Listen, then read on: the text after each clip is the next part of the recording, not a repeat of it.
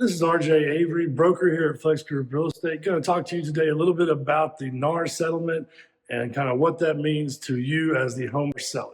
And when I started my business 17 years ago, I kind of saw the writing on the wall and did something that a lot of agents back then did not like and got me in a lot of trouble. Well, not quite trouble, but had other agents talking poorly about me, and that was becoming a discount realtor. The interesting thing about this lawsuit to me is the misinformation that the news is spreading, stating things that like real estate commissions are going to drop drastically and that the realtors are not going to be getting paid anymore by sellers, all of these things which patently just aren't true. The reality of real estate commissions is they have always been negotiable 100%, and to imply that they are not or that there is a standard fee or set fee is actually against NAR's rules and many states' rules when it comes to selling real estate. The funny thing is that when I got into the industry and started my business plan, which is quite simple, which was selling houses as a listing agent for 1% and then asking that you offer a 3% commission to a buyer's agent on the MLS. Ultimately, in 2009, only 2 years into the business, this business model had me defending myself against Trek as other agents who did not like the idea filed a complaint against me. So to me, this lawsuit is nothing new and really is not going to affect my business and the way I do business,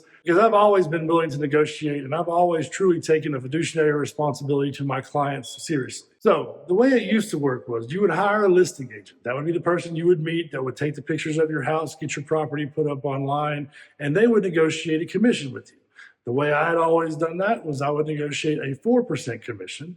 Ultimately, I would put it in there that I would take 1% as your listing representative, and then ultimately 3% would be paid to a buyer's representative. Also, I would ask for intermediary status, which means that if I was to happen to get the buyer on the property, that I would sell the house and I would get the 3% commission. I do this because after only 3 months in the industry, I saw how large brokerages worked and I just was not a fan. It was right after the financial crisis. There was a lot of bad press about real estate agents, mortgage lenders, and just the real estate industry in general. And as I saw it, it was overpriced. Ultimately, in 1999, when Realtor.com came online and the MLS database ultimately became public knowledge, that was what changed the game in real estate. And in the past 20 years, you've really seen nothing but the status quo try to keep commissions up, which is fine. That's what businesses do. However, big players like Redfin and Opendoor ultimately came into the market.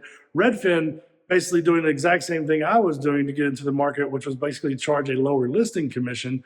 And they grabbed a lot of market share very quickly because it was a great idea. Because the reality is in 1999, when Realtor.com made the MLS basically public data, ultimately changing it from where before that, if you were buying a house in a certain area, you needed to find a real estate agent in that area to send you properties that were in the database for that area because there was nowhere to find them online.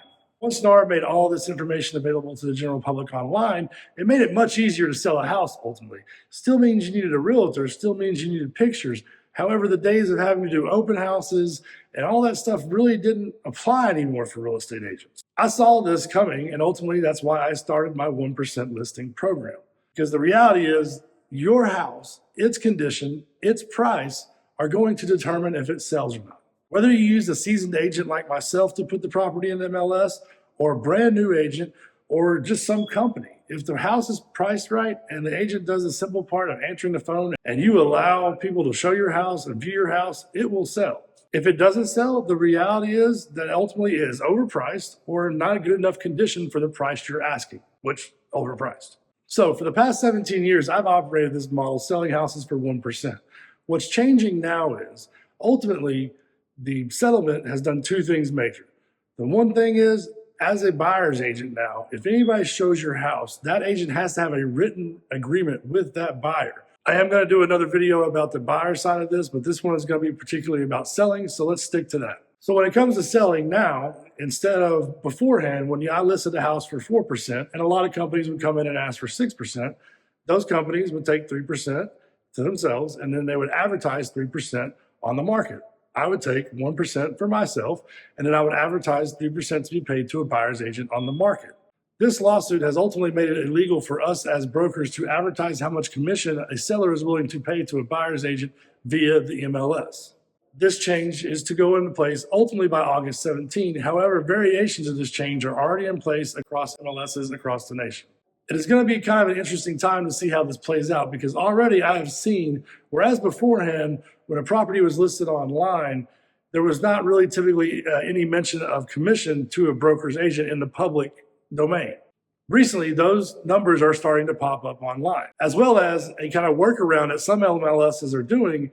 Instead of saying that a seller is willing to pay X amount of commission, they are just putting blanks in there that a seller is willing to give up this amount in general concessions. It's yet to be seen how this is going to play out online. However, what I think is going to happen is possibly there's going to be some sites out there that are going to make that general concession public knowledge, putting you, the seller, in an interesting position.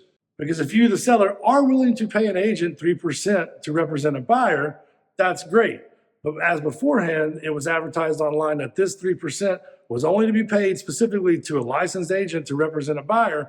Now it just may show up online as just a general concession that you're willing to take off of the top of the price of the house. Because at the end of the day, paying 3% to a licensed professional to have a client working for them and help that process go smoothly is what you are paying for when you're paying for a buyer's representative. However, now when buyers go to the MLS, they may be very confused as they see this house is listed for $300,000, but they're willing to give up a $9,000 concession.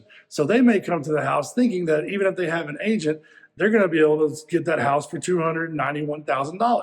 But more than likely, that $9,000 is meant to be a commission to a buyer's agent and not just money off the top. So there's going to be multiple ways to list your house moving forward. The way I'm always going to do it, and the way I'm going to suggest that people do it, is number one, pay me my 1% to work with you. We do have some upfront programs where you pay cash up front and it's a little bit less than 1%. But if you want a pay it close only if you close listing, then that's going to be 1%. We'll get your property listed in MLS and be ready to pay commission. We will, in our private agreements, come to a top dollar amount of commission that you're willing to pay. However, advertising that to the general public or even as a general concession, in my opinion, would be a bad idea.